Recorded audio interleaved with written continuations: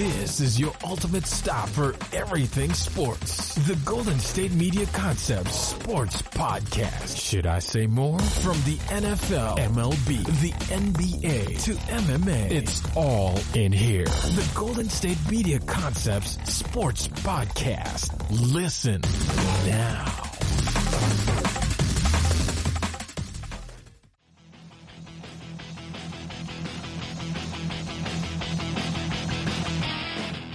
Hello, ladies and gentlemen, and welcome to the GSMC Sports Podcast, brought to you by the GSMC Podcast Network. And my name is Josh Strickland, and I'm continuing this trend of recording this podcast in the most random places. I am currently in a closet.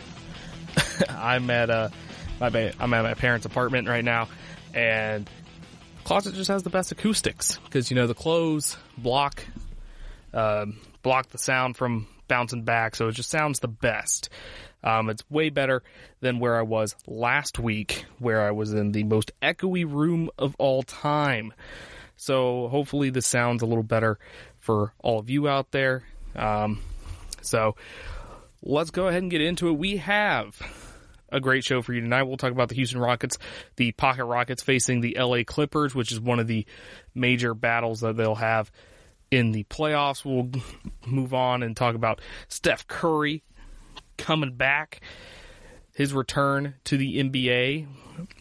Then we'll talk about Quinnen Williams getting arrested. We'll talk about the Panthers and Chargers swapping offensive linemen. And we'll talk about minor league promotions. And then, of course, we'll continue Bracket Mania with my Disney bracket. 16 Disney movies, and I have to choose one.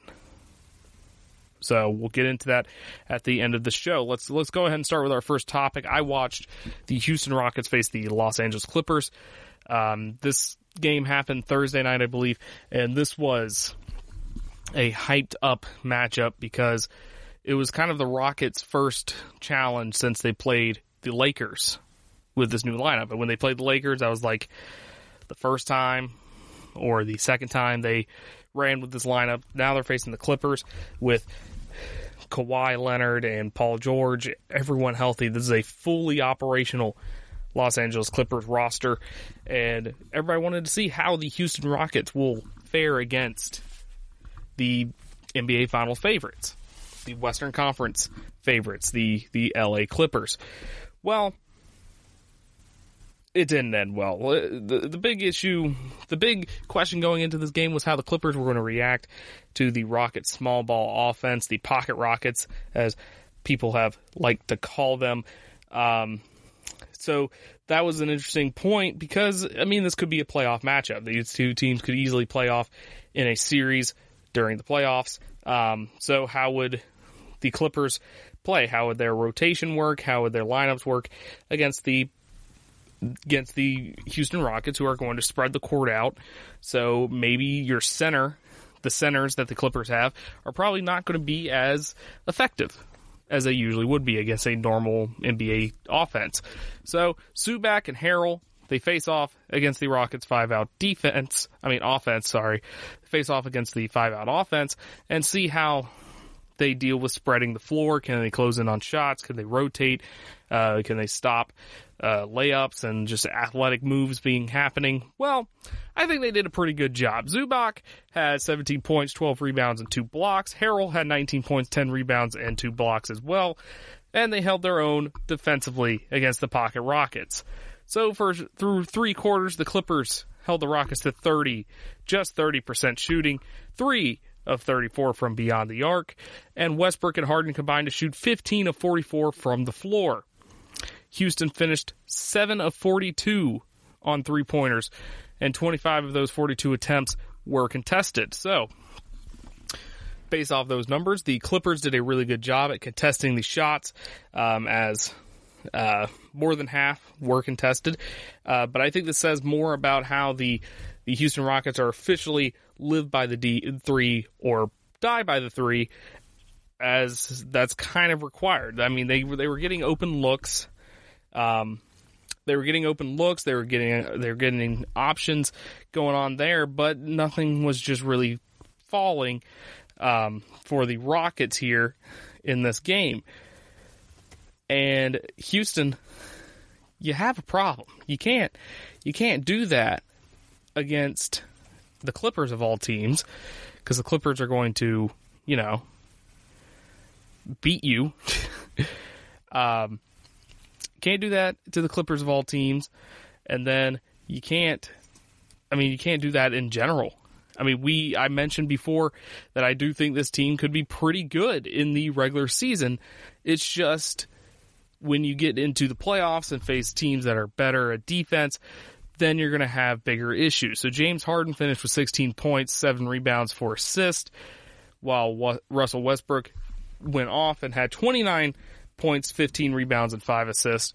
So Russell Westbrook had a pretty good game overall. PJ Tucker, who is technically the center in this whole thing, he only had 3 points, 6 rebounds. Robert Covington had 9 rebounds.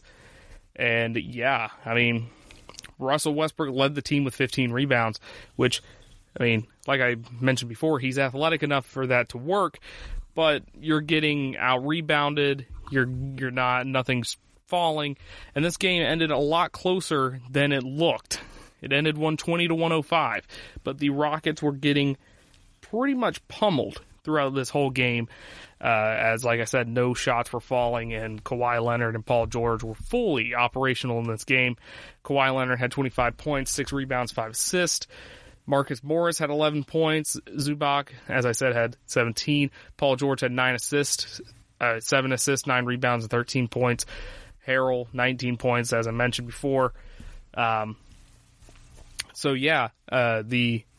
Clippers seem to be fully operational now, and we're heading into the last stretch of games, and they're just hitting their stride, where over the past 6 games, they're posting a .17 point differential and a .16 net rating. They are now healthy. This is a completely healthy Clippers team, and because of that, they are on a 6-game winning streak. So the final stretch of games are going to be interesting. I don't think they're going to catch up with the Lakers. I don't think the Clippers are going to even attempt to catch up with the Lakers, as they're going to continue resting Kawhi and resting Paul George to make sure that they are fully healthy going into the playoffs, because that's when it matters. They are number 2 in the West currently, and there is no reason for them to really worry about anything at the moment. We can let me pull up the rest of their schedule for this season here. So they face off against the Lakers tonight, I believe. They face off the Lakers today at 3:30 on ABC. Then they play Golden State. They play Brooklyn. They play the Pelicans, which the Pelicans will be an interesting game because Zion versus Kawhi. If Kawhi plays that game, they play the Nuggets. Play the Suns, which would be a win. They play the Knicks, which should be the win. Nets, Pistons, Hornets. This is a fairly easy schedule, all things considering. You play the Lakers, which of course you have the Lake Show with LeBron James and Anthony Davis, and then you play Golden State, which has Steph Curry, and Steph Curry can, by himself, kind of pull the Warriors at least close to the Clippers, but I still think the Clippers come away with that, with a victory. But other than that, they play the Nuggets, they play the Pelicans and the Mavericks back-to-back, which will probably be a difficult stretch.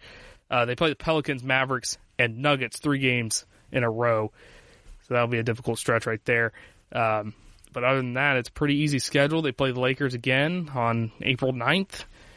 Then after that, they play the Timberwolves, Blazers to end the game and end the season. So it seems like they're going to be coasting through the rest of the season. They're not playing that difficult of competition. They've pretty much already clinched. They didn't clinch a playoff spot yet, but they've pretty much already done that. So, yeah, the Clippers are just going to be coasting for the rest of the time, especially since the next team in the standings are the Nuggets. The Nuggets are right behind them, 1 game behind them, but they're going to be coasting for the rest of the season. The Lakers are probably also going to be coasting as well, as we take a quick look at the Lakers schedule. Lakers might have a little bit more difficulty. Clippers, they play the Rockets, which I think they're going to beat the Rockets, manhandle them. Play the Jazz back-to-back, play the Nuggets. Other than that, they also have a pretty easy schedule. So pretty much both the Lakers and the Clippers are going to be coasting. The Lakers clinched a playoff spot, so they're going to start coasting big time. They definitely want the number 1 seed, of course, but they're going to be coasting, especially after they beat the Milwaukee Bucks Friday night. So yeah, it's going to be interesting to see how the Clippers, the Lakers, and how the Rockets all function when we head into the rest of the season. When we come back, we talk about the return of Steph Curry.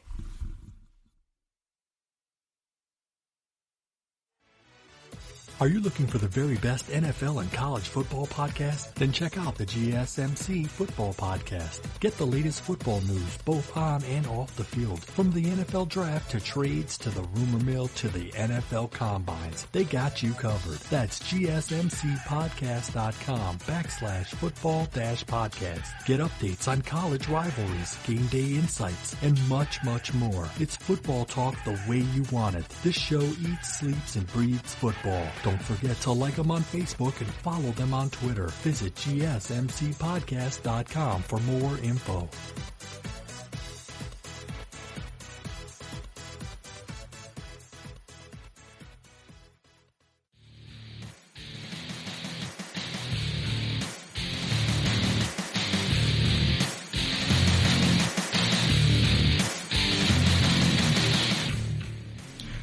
Thursday night, I decided to check in at 10:30 at night as I am on the East Coast over here in the beautiful state of South Carolina.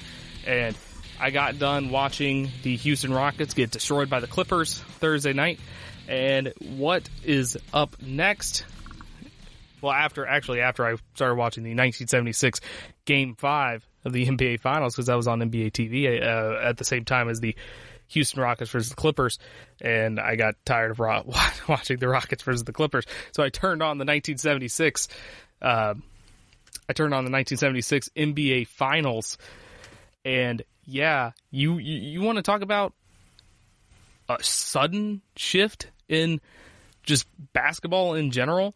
Yeah, how about you watch 1976 NBA and then compare it to Steph Curry and the Golden State Warriors, because I was watching the 1976 NBA Finals. It was Boston Celtics versus the Phoenix Suns, and there was legit a good 5-minute period where no one made a shot. There was no three-point line. No one even attempted a shot outside of the paint for a solid full quarter. Someone hit a corner three, which was very impressive, I bet, for that time, but it was just completely different. And then just imagine the jarring change to go from that, which was a great triple overtime game, by the way. It's a legendary game, I've been told. The jarring difference to go from that to then watching the Golden State Warriors versus the Toronto Raptors with Steph Curry coming back to the NBA. And I forgot how exciting Steph Curry is.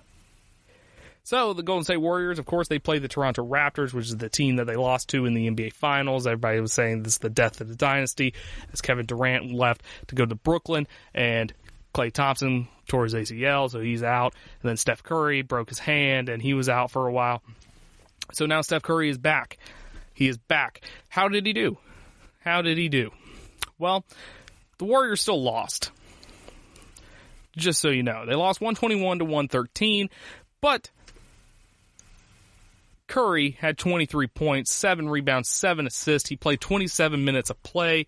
The Warriors, of course, didn't want to play Curry for more than 30 minutes, but the game was close going into the fourth quarter, so they kind of staggered his minutes towards the end of the game so he could still come in with a minute to go and kind of try to push the Warriors to a victory there. He knocked down 2 foul shots with a minute to go to trail by 2 points, but it wasn't enough as the Warriors still fall. They're still hopeless, as Curry was the only player for the Warriors that had any finals experience. which is impressive. Because the Warriors have been to the finals, 4 or 5 years in a row, and you only have a single player that has any final experiences at the moment, because Draymond Green was injured, Klay Thompson was injured, and now you have Steph Curry finally back. He had a great game. He had a pretty good game, especially for the first game that came back. His left hand looked fine. He seemed to be dribbling fine. He seemed to be making passes fine. I forgot how exciting it was to watch Steph Curry play. He was making amazing behind-the-back passes to Andrew Wiggins. He was making lobs to Marquise Chris for dunks. And he drained a 32-footer as the shot clock struck 0. Steph Curry is exciting, and I completely forgot about how exciting he was for the NBA. He made me excited to watch this game between the second best team in the East and the worst team in the West. Worst team in the NBA, period. But it is still sad because you have Steph Curry, who's trying his hardest. He can't play all the minutes he wants to play because they're easing him back into it. And you kind of just watch Steph Curry playing with all these scrubs that can't really do much. I mean, Andrew Wiggins was out there, of course. But I mean, yeah, the biggest issue I had was in a couple episodes ago when I was mentioning should Steph Curry come back? Why should he come back? I think I mentioned this last Sunday's episode, because he was supposed to return Sunday. But the fact is, how would he play with Andrew Wiggins? And he seemed to be playing just fine, as Andrew Wiggins also had 21 points, 9 rebounds, and 2 assists, and a block. So Andrew Wiggins played pretty well. Steph Curry, like I said, 23, 7, and 7. And 8 for 8 from free throws, by the way. So pretty good. But at the end of the day, the Warriors overall lost in pretty much every category. They actually beat the Raptors in rebounds. But they lost pretty much every category. The Raptors had 10 steals. Warriors had more turnovers. So overall, this Warriors team is still very much a work in progress, still very much recovering from all the losses that they had. But so let's talk about the other players on the Warriors. You had Damian Lee, who scored 23 points. He missed 2 free throws and a wide-open 3 inside 25 seconds. Wiggins, as I mentioned before, Wiggins had 21 points. Chris contributed 17 points and 12 rebounds. Pascal had 16 points off the bench. The Warriors launched 52 three-pointers, which is setting a franchise high, which, once again, that's impressive since this is one of the best three-point shooting teams of all time the past couple years. And they set the franchise record for attempted three-pointers in this game.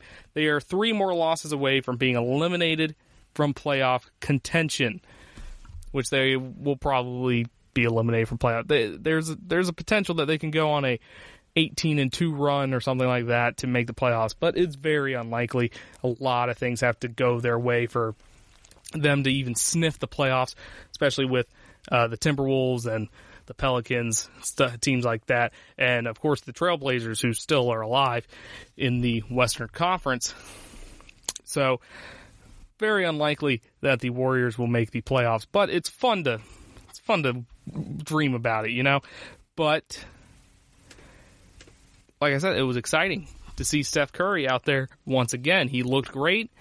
He was making these pretty electric plays. I hate this cliche to say that the league is better with him in it, because I feel like everyone says that about everyone. Like people say that about teams, people say that about players, but Steph Curry just brings a certain kind of athleticism and certain kind of pizzazz that the NBA was sorely missing.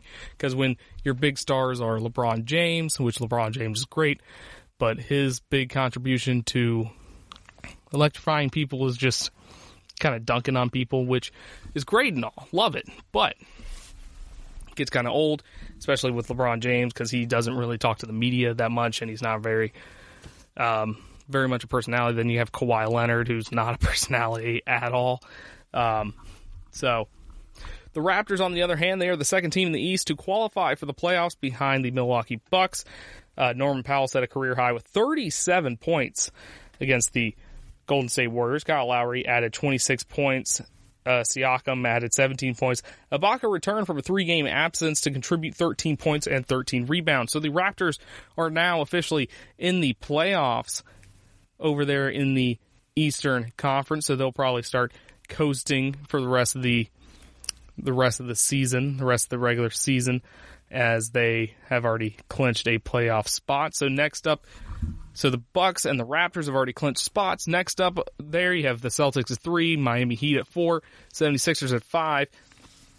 And then you have the Pacers at 6, which the Pacers sitting pretty. Then after that, you have a huge drop-off when you have the Brooklyn Nets, who just got a new coach, which I'll talk about that on the Tuesday show, as that kind of happened like right before I started recording this. Yeah, the Magic, who the Magic have a chance at making the playoffs. The Hornets are only 6 games out of the playoffs with not a lot of games to go, but the Hornets could potentially make the playoffs. The Wizards right there at number 9. So the East playoff race is looking pretty good, but I mean, at the end of the day, you're just battling to see who gets swept by the Bucks and the Raptors. So it's unfortunate, but that's how it goes over there. And as I mentioned in the Western, Golden State, right now, they are 17 games out of 8th place, and there's about 20 games left in the season, I think. So they still have a chance. Highly doubt it. I'm not saying that I'm not giving that a lock. The Pelicans have kind of dropped down. The Pelicans have dropped to 11 in the Western Conference, as they've dropped a couple of games, but they've had a pretty tough schedule as of recently, as they played the Lakers twice in a week. So they did win their last game, but they're 5-5 in their last 10. So the playoff race is heating up. When we return, we'll talk about Quinnen Williams getting arrested at everyone's favorite airport.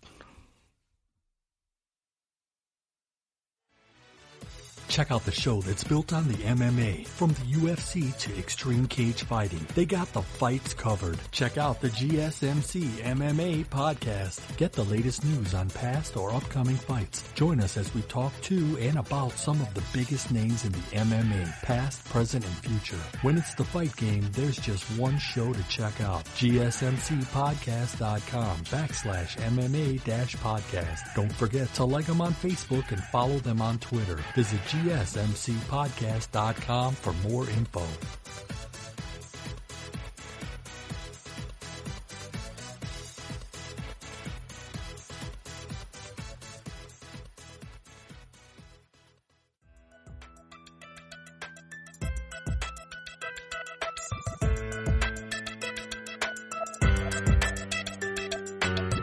So we have a random arrest this offseason. So usually football players get arrested, which is just kind of the nature of the game at this point. I mean, it just kind of happens. Nobody really wants it to happen. It just kind of happens, you know. This one kind of surprised me, though, because this is a guy you didn't expect to get arrested. This is Quinnen Williams, defensive tackle for the New York Jets, formerly of the Alabama Crimson Tide. He was drafted in the first round by the Jets last year. He was expected to have a huge season as a anchor to that defensive line, but he did all right. He had an okay season, but he got into some trouble at everybody's favorite airport of LaGuardia, whatever you want to call it. Everyone's favorite airport. I've heard so many comedians, I've heard so many people from New York say that is the worst airport ever. And he got arrested Thursday night for criminal possession of a weapon. Now, what? Criminal possession of a weapon? So he attempted to board his flight at LaGuardia Airport with a Glock 19 handgun. The Port Authority Police Department said he is currently being processed by the Port Authority Police Department. So let's clarify some things. So he has a permit for this gun. However, that permit is in the state of Alabama. It's not registered in New York or New York City. It is unclear if the gun was loaded. Nobody's really mentioned that at all. Jets issued a statement Friday morning saying that we have been in contact with Quinnen Williams and are fully aware of the situation. We will have no additional comment at this time, as this is a pending legal matter. I mean, it just happened Thursday, so I mean, of course, not a lot going on there from a quote standpoint. There's not much to talk about yet because we don't know the full scope of everything. Williams' agent, Nicole Lynn of Young Money Sports, tweeted this out. Mr. Williams respects and follows the law. There was allegedly a technical issue with the manner in which the lawfully owned firearm was stored, and we expect the matter to be resolved shortly.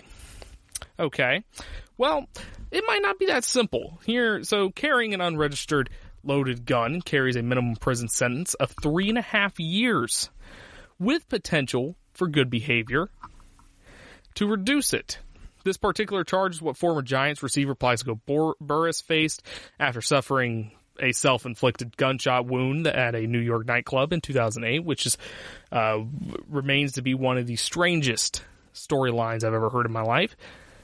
So bullets don't need to be in the chamber for the gun to be considered loaded. You just need to have the gun.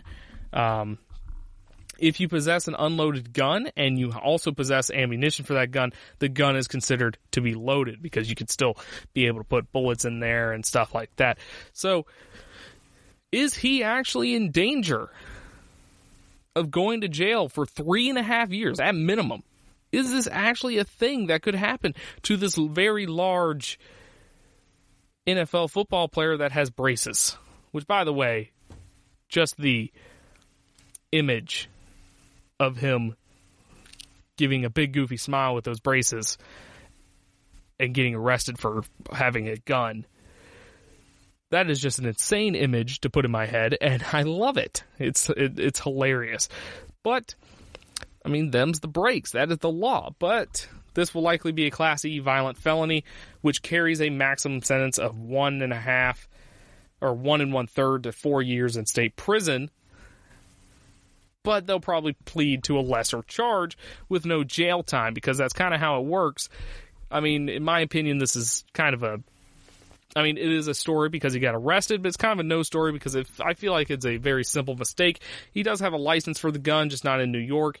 He might have made a mistake in where he placed the gun when going onto the plane and stuff like that. I mean, he broke the law. There's no ifs, ands, or buts about that.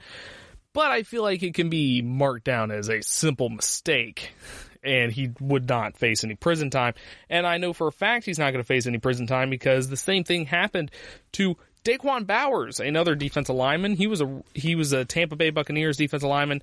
He was arrested at LaGuardia in 2013 when he brought a gun that was legally owned and registered in Florida. Those charges were dropped 2 months later when Bowers then had to pay a $250 fine and pay off legal fees and stuff like that, which is way more than $250.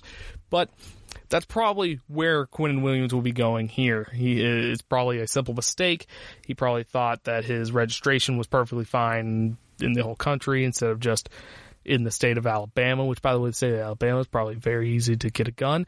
But we're not going to talk about that. But anyways, but yeah, I don't think he has any chance of going to jail for this. But it's just a funny story to think about. Think about that big, goofy, brace-filled smile in a mugshot. It's just funny to think about. But this brings me to the New York Jets. The New York Jets are a weird franchise, and it just adds on to my dislike for this facade that New York is the greatest sports market. And I mean, I had the Knicks rant. I won't rant again about how I feel about the city of New York, which I'm fine with the city. The city itself is fine. I just hate the fact that their sports franchises are kind of overinflated just because of where they are. But I won't get into that. we're going to talk about the New York Jets. So they hired Adam Gase last year. It was all right. Sam Darnold was okay last year. They drafted Quinnen Williams. Quinnen Williams had a okay year last year as well. But there's a lot of people thinking, is this actually going to work? Is the Adam Gase experiment actually going to work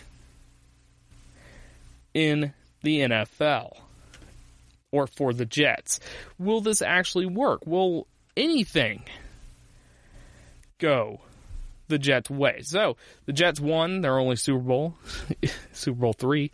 They are now the longest team without a Super Bowl berth, or they've gone the longest time without a Super Bowl berth since the Chiefs broke their streak this year and won the Super Bowl. They finished the last year 7-9, 5 games behind the New England Patriots, which 5 games is a lot. They weren't last place. Miami Dolphins were last place, which, I mean, Dolphins were considered one of the worst teams in the league last year.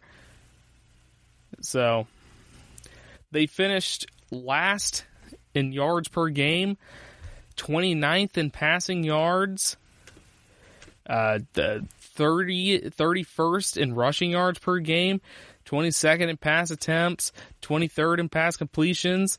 Opponents' passing yards was 16. Opponents' rushing yards were 31st in the league, which is pretty solid, actually. They were 23rd in the league in sacks, 19th in interceptions, 27th in passing touchdowns, 23rd in the league in passing interceptions.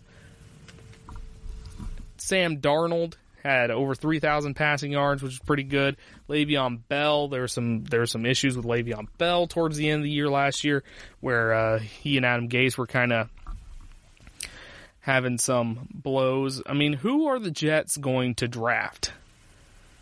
That is the big question. So they're already set at quarterback.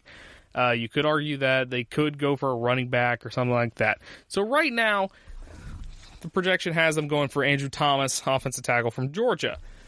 So they're expected to be aggressive in free agency, especially on the offensive line, to protect Sam Darnold. And Thomas will definitely help that. Thomas played left and right tackle at Georgia. Has some balance issues, apparently, but he projects as a steady NFL starter. So the Jets are going to improve that offensive line, get Sam Darnold a little bit more help, which will be good, so he's not getting murdered every day. But the Jets' defense is pretty solid. They were pretty solid last year.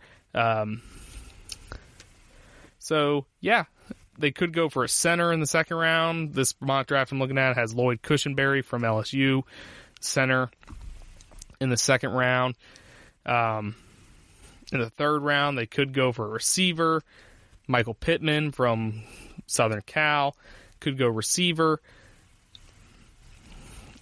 So, Jets, they're going to be upgrading. Robbie Anderson's a free agent. Robbie Anderson had huge highs and very low lows with the Jets. So, I mean, re-signing Robbie Anderson might be in the cards. We're not really 100% positive. But the Jets, honestly, are looking pretty good. And depending on what the Patriots do, they could potentially make a run for that division. I mean, you had the Bills. The Bills went 10-6. Bills are going to be building upon their success, of course. But the Patriots probably will take a step back, especially if Tom Brady doesn't come back. But then again, the Patriots had one of the worst offensive years they've ever had, and they went 12-4.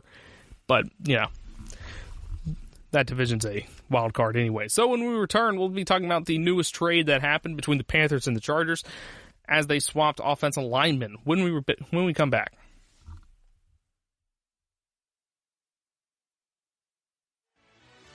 Are you looking for help for your fantasy football team? Check out the GSMC Fantasy Football Podcast. Get today's best advice on who to start, who to sit, even who you should draft. From sleeper picks to red hot lineups, they got it all covered for you. That's GSMCpodcast.com/fantasy-football-podcast. We'll cover traditional leagues, dynasty, PPR, even IDP leagues. When you need fantasy help, there's just one show to hit up. Don't forget to like them on Facebook and follow them on Twitter. Visit GSMCpodcast.com for more info.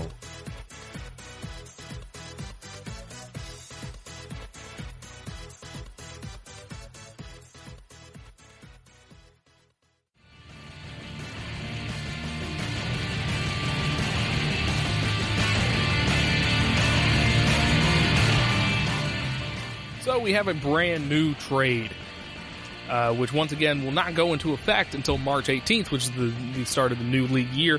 So once again, 10 days away from that.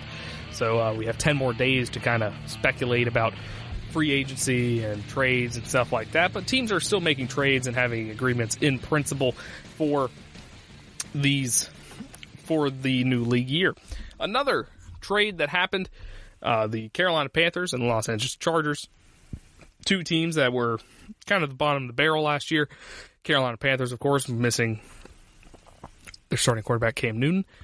Chargers just didn't have a very good offense. So both teams have agreed for a player-for-player trade, straight-up trade, player for player, where the Panthers sent five-time Pro Bowler Trey Turner to the Chargers in exchange for a two-time Pro Bowl veteran left tackle Russell Okung. So Okung has been pretty steady in his 9 years in the league. He rarely missed time, rarely missed any games until last season when he suffered a couple of injuries, including a groin injury.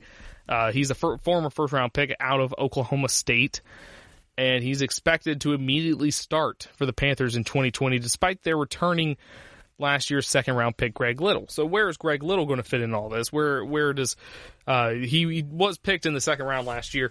So where does Greg Little fit in all of this? So Greg Little suffered 2 concussions and a high ankle sprain last season, which is not a very good start to your rookie year, not a very good start to your NFL career, getting 2 concussions and a high ankle sprain. So the Panthers are reasonably kind of worried about his longevity in the league. So, and also for the fact that he missed so much time. He only played 4 games, I believe. He only played in 4 games, so the Panthers are worried about his development. He didn't have a lot of time to develop over the season because he only played 4 games and he was injured. He was in and out all the time. So this trade helps the Panthers get another guy in there, so Greg Little will have more time to develop and practice and get a little better. So Okung is on his final year of his contract, so, I mean, he's not going to be sticking around for a while. Greg Little is definitely still the future if he can stay healthy for the Panthers at the tackle position, left tackle position. It's just the fact that he didn't get a lot of time to develop, didn't get a lot of time to train, do all that stuff because he was in and out of concussion protocol, and then, of course, the high ankle sprain, which is deadly to an offensive lineman. So the Panthers, they traded up for him last year. So, I mean, they're going to stick with him. They put a lot of capital into him, and they're going to be trying to develop him more as the season goes on. So trading Turner for Okung, Turner was only 26, and Okung is 32, and he's a 2-time Pro Bowler as opposed to the 5-time Pro Bowler that Trey Turner was. But it solidifies the tackle position for the Carolina Panthers, which is a tougher position to fill than the offensive guard, which Trey Turner was. It also rids the Panthers of Turner's $15.3 million cap hit in 2021, where Okung will make $13 million in 2020, which is the final year of his contract. So there's some money side issues, there's some depth issues that the Panthers are definitely filling in here, but the issue is you now have a open guard position. Are you going to move someone to guard and develop them that way, like Greg Little? Could he potentially move to guard, or are they going to pick up a guard in free agency? Or are they going to trade for a guard? I know Trent Williams is available from the Trent Williams is the left tackle, but he's available from the Redskins. Will the Panthers potentially make a trade with the Redskins for that? Or will they draft someone? Let me pull up that mock draft that I had pulled up a little bit ago. So it's going to be very interesting to see the Panthers, how they kind of go through everything. So another thing is, are the Panthers rebuilding? Which is a very important question. They got a new coach, new offensive coordinator. They still have the same GM, but we have a brand new coach. We got rid of Ron Rivera. The Panthers got rid of Ron Rivera because the owner was David Tepper, by the way. David Tepper was tired of mediocrity. So we're going with a new coach, brand new coach, Matt Rule, from Baylor, from Temple, had a great resume in college football as a head coach. Now he's coaching his first NFL team. You have Joe Brady, who is passing coordinator for LSU this past season, and he was a offensive analyst for the New Orleans Saints, and now he's straight to the top with an offensive coordinator position here. It's going to be very interesting to see how the Panthers are going to navigate this. So the big question, of course, is Cam Newton. Cam Newton, of course, depending on his health, will probably be the starting quarterback for the Carolina Panthers. The organization has not made any moves as of late, which they can't really make moves if Cam Newton's not healthy, but they might be deciding that 1 year with Cam Newton's at least worth a shot. If Cam Newton plays, then the Panthers easily add 2 or 3 wins onto their win total, as opposed to starting Will Grier or Allen again. So Cam Newton's a huge part of that. Then, of course, you want to know how the first-time NFL offensive coordinator Joe Brady does, how he will kind of use everything that he did at LSU, how he'll use it in the NFL, and how he'll use it for the Panthers. With the Panthers, have a pretty good receiving core.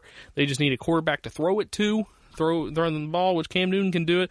So it'll be interesting to see how Joe Brady uses this offense, especially with Christian McCaffrey, which is one of the most electric players in the NFL. And then, of course, you have the defense, this Carolina defense that will have to go from worst to first for the Panthers to have a shot at contending in 2020. So the Panthers are in a really weird situation where they have a good chance at contending for the division, winning the division against the Saints, but they also have a really good chance at being the worst team in the league. There's a lot of different factors going into it, but let's look at this mock draft and see who they potentially could get next month at the NFL draft. So they had the number 7 pick. They could take, this mock draft has them taking Jeff Okudah from Ohio State. He's a cornerback. He's a prototype at the cornerback position. He will be a steal outside the top 5. So, I mean, if he drops to 7, they would be remiss to not take him. Which, I mean, there's a lot of ifs to that. This mock draft is saying that Chase Young will go to Washington, Isaiah Simmons will go to Detroit at number 3. It also says Justin Herbert will get drafted by the Dolphins, and Tua Tagovailoa will go to the Chargers. So there's got a lot of ifs there. I feel like any of those teams could easily get Okudah, and the Panthers will go reeling and try to find someone else. But the main reason they're looking at him, he offers fundamental size, athleticism, coverage awareness required to play cornerback at a high level in the NFL. His character will also be a great fit for what Matt Rule is looking to build in Carolina. Now we move on to their second-round pick. They could go with a free safety from LSU with Grant Delpit. Free safety from LSU. So that, just to solidify that secondary just a little bit more, add some more pieces in there. And then in the third round, they could get James Lynch, who's a defensive lineman from Baylor. Lynch maintains a close relationship with Matt Rule, and the Panthers don't address the defensive line in the first 2 rounds. This pick makes a lot of sense. So Panthers, they could go many different ways. They could address defensive line in the first round or the second round, or they could go with Jeff Okudah. I'm pretty sure they'll go defensive line if Okudah gets taken before the 7th spot. But if he is available at the 7th spot, the Panthers will go after him and get a surely lockdown corner, which they haven't had since Josh Norman had that pretty good year in 2015. So once again, I mean, this is a very important draft. Not only for Matt Rule, which is his first draft and stuff like that. It's a very important draft for David Tepper. Because David Tepper has made a lot of moves as the new owner of the Carolina Panthers. He's made a lot of changes that some people might not like. some of the changes are for the better, in my opinion, but he's made a lot of changes. And what if you've ever lived in the South or if you've ever been in the South, people in the South don't like change. So making all these changes, you've already made people mad. We'll see how it turns out for him and the Carolina Panthers. They're not necessarily in a win now mode, as Drew Brees coming back for the Saints, so the Saints might have that division locked down for just another year.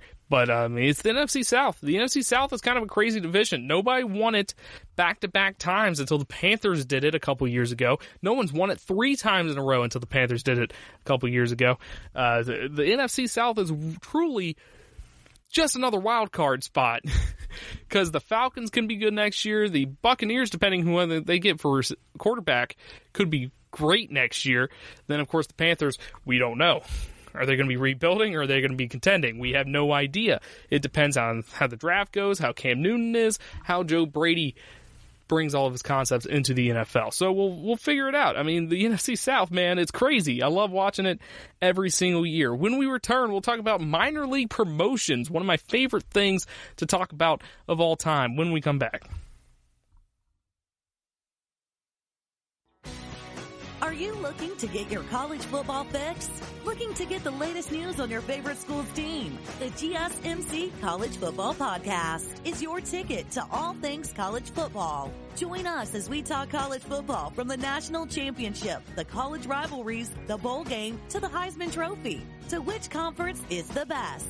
We've got you covered for the Big Ten, SEC, Big 12, the Pac-12, ACC, and everything in between. Download the GSMC College Football Podcast on iTunes, Stitcher, SoundCloud, Google Play, or anywhere you find podcasts. Just type GSMC in the search bar.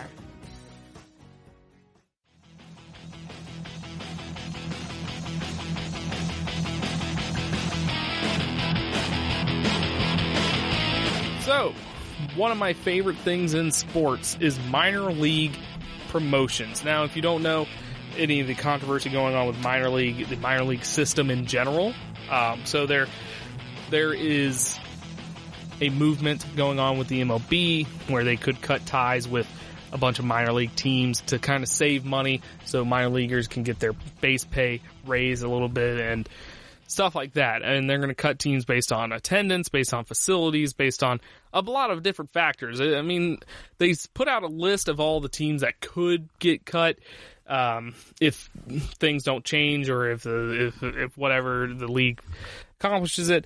And I really don't like this. I mean, none of the teams that I enjoy are going to get affected by this new thing. But I know a lot of teams that are kind of in the middle of nowhere, and the people in that region, the only thing they have is the minor league baseball team. So, for instance, I live in Greenville, South Carolina. I mean, we have Atlanta 2 hours down. We got Charlotte 2 hours up. So, professional sports never will come to the state of South Carolina, because you have Atlanta right there. You got Charlotte right there. There's no reason to really build in South Carolina, because we're close enough to two other markets, so we're not going to get a professional team. So we kind of lean on minor league baseball teams, or minor league teams in general. We have like 3 minor league hockey teams in the state. We got 5 minor league baseball teams, I believe.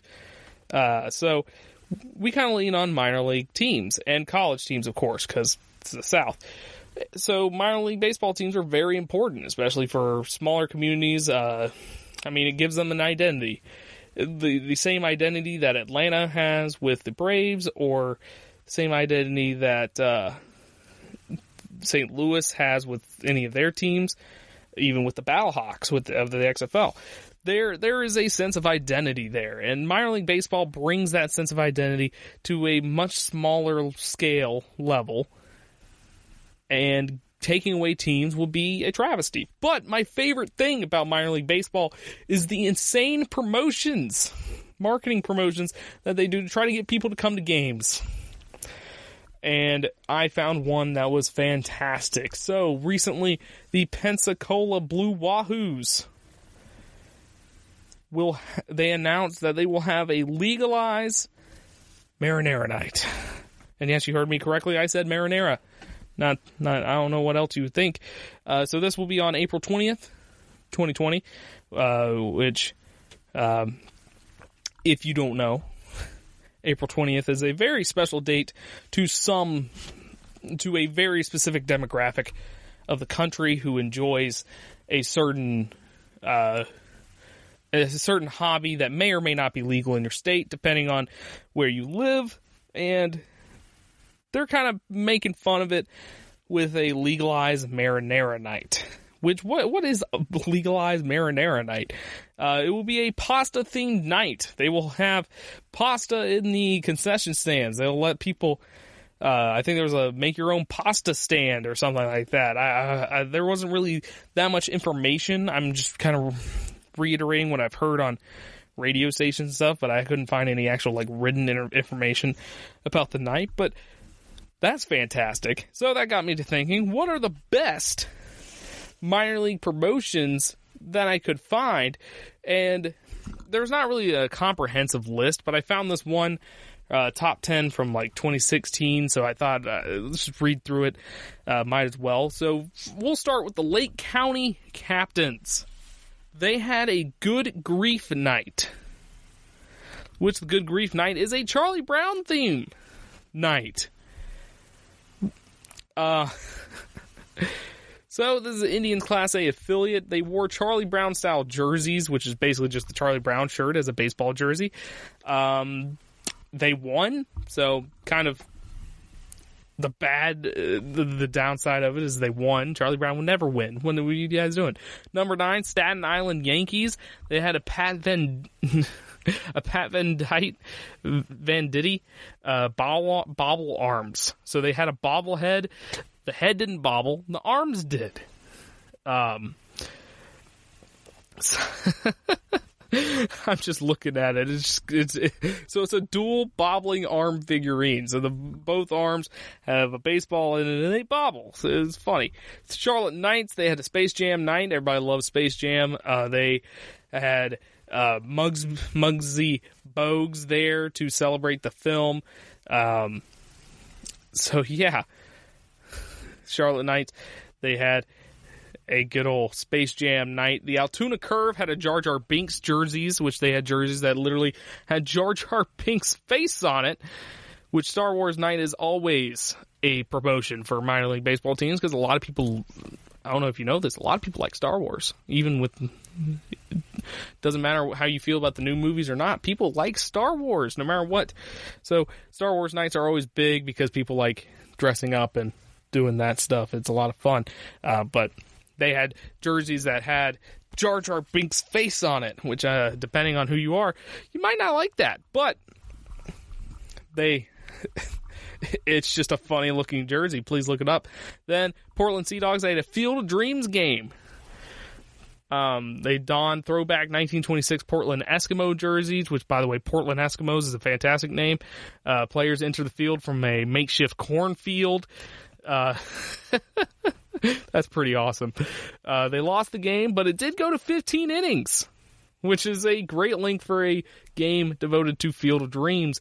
Which that reminds me that they actually are going to be playing a game at the actual Field of Dreams in Iowa this season. It's going to happen July or something like that. But they tried their best. They made their own cornfield for people to run out of. Frisco Rough Riders had an 8-bit and arcade night. So they had arcade machines all over the concourse for people to play. And the team took the field in Game Boy jerseys, which these are actually pretty nice jerseys. I would love to have one of these. These are actually pretty dope. So yeah, that's a cool night. Video game nights are always pretty big. The Stockton Ports had asparagus night. God, asparagus night. Usually when we talk about food in the minor leagues, we're talking about things like pancake wrapped around a hot dog that is deep fried on top of the cheeseburger. But Stockton is just home to the Class A affiliate of the A's. It's also a major hub for asparagus growth in the United States. So they have the annual asparagus festival. So they had asparagus night, and they had jerseys with asparagus on them, and it looks so cheap but so great at the same time. The Brooklyn Cyclones, they had a salute to Seinfeld night, where they had a second spitter bobblehead, which if you don't know what the episode is, it's the second spitter. Just look it up. I can't really describe it very well to you, but that's pretty great. Love any Seinfeld related night. The California and Carolina League All-Star Break Midway Classic. They played on they had a home run derby on an aircraft carrier, which is just great. Players were knocking home runs into the actual ocean. And, yeah, that's just a cool thing to do, just to have it on a battleship and stuff like that. The Fresno Grizzlies had Taco Truck Throwdown, which is an annual event where the Fresno Grizzlies, every year they do this, they become the Fresno Tacos or something like that. They unveil new poncho-inspired taco caps and a whole other line of foods, and they have like taco-themed jerseys and stuff like that, and it's pretty great. So those are the top 10 from 2016. I couldn't really find a more recent one for some reason, but minor league baseball is fantastic. The promotions are great. Everything about it is fantastic. If you have a local minor league baseball team, please go to it, because they deserve everything, especially if they have great nights like that. I know, in my notes, I also have the Jacksonville Jumbo Shrimp, which is a great name. They had a Ray Charles bobblehead night. They honored the former Florida School for the Deaf and Blind student. And they also had a fanny pack giveaway. That's going to be this year in September. So if you're going to a Jacksonville Jumbo Shrimp game, get that fanny pack in September, or get a Ray Charles bobblehead. The Chicago Dogs will have a Mike Ditka bobblehead night, where Mike Ditka will actually manage the team on opening night, which is that is also a great promotion right there. So, minor league baseball, man, I love it. I love it a lot. I love it a lot. I don't know how to say it anymore, but it is great. But when we return, it's time for second edition of Bracket Mania. We'll be talking about Disney films. I have 16 Disney films, and we're going to narrow it down to one. The only Disney movie you will ever have to watch ever again. So, when we come back.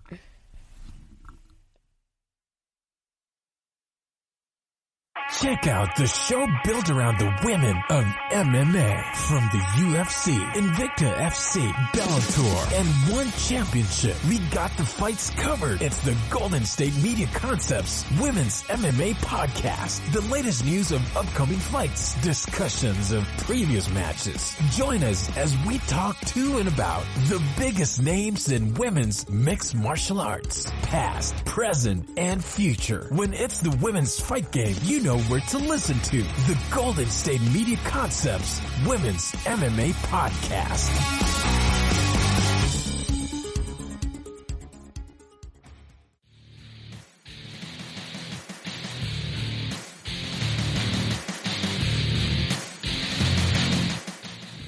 So, it's the second edition of Bracket Mania, where Thursday and Sunday show, I will be talking, unless a huge news story happens and there's just a lot to talk about, I will be doing brackets. Just random brackets on random things. Thursday I did candy, where I was lazy about it. I did it at the very last second. It was kind of just a spark, random moment thing. But today is a little bit more structured. So last year there was a huge bracket going around Twitter. It was the Disney versus Pixar bracket, where it pitted Disney movies on one side of the bracket and Pixar movies on the other, and you had to choose. Had to choose your favorite. There was a huge debate between me and my friends. A lot of people were arguing, yelling at each other. So I've decided to only do Disney. I might do Pixar later, might do Pixar on Thursday, but we're going to do the Disney side of that bracket today. So here are the matchups. You have Lion King versus Tarzan, Princess of the Frog versus Lilo Stitch, Tangled, Big Hero 6, Frozen, Moana, Aladdin, Hercules, Mermaid, Little Mermaid, Pocahontas, Mulan, Zootopia, Beauty and the Beast, Nightmare Before Christmas. So there you go. Those are the 16 movies. Let's get into it. We're going to start off with Lion King versus Tarzan, which is a huge, heavy-hitting first matchup. So I love The Lion King. The Lion King is a masterpiece. Music by Elton John and Hans Zimmer, by the way. The score is by Hans Zimmer. They remade it. The remake, meh. But It's good. Tarzan has Phil Collins, though. Phil Collins music. So purely based on music, this is a huge matchup here. Elton John, Phil Collins. But ultimately, I got to give it to Lion King here because I just have to. I really do. I have to give it to Lion King. I personally like Lion King a lot better than Tarzan, especially growing up. So I'm giving it to Lion King. Next up, Princess and the Frog versus Lilo Stitch. So Princess and the Frog, I watched once when it first came out, and I was like, okay. Then I watched it again, like last year or something like that. Really enjoyed it. I forgot how much I enjoyed that movie. It's a good movie. It gives New Orleans culture and stuff like that. Really great. Lilo and Stitch. I loved watching Lilo and Stitch TV show growing up. The movie is just as great. Has Hawaiian culture and stuff like that.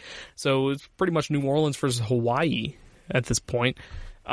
I personally have a bigger emotional attachment to Lilo and Stitch, although you could argue that Princess and the Frog is a better movie overall, but I'm going with Lilo and Stitch. Next up, we have Tangled versus Big Hero 6. So Tangled was a really funny movie, kind of a nice spin on an old fairy tale. Big Hero 6 was also a good movie, where you have big bubble robot guy saving stuff.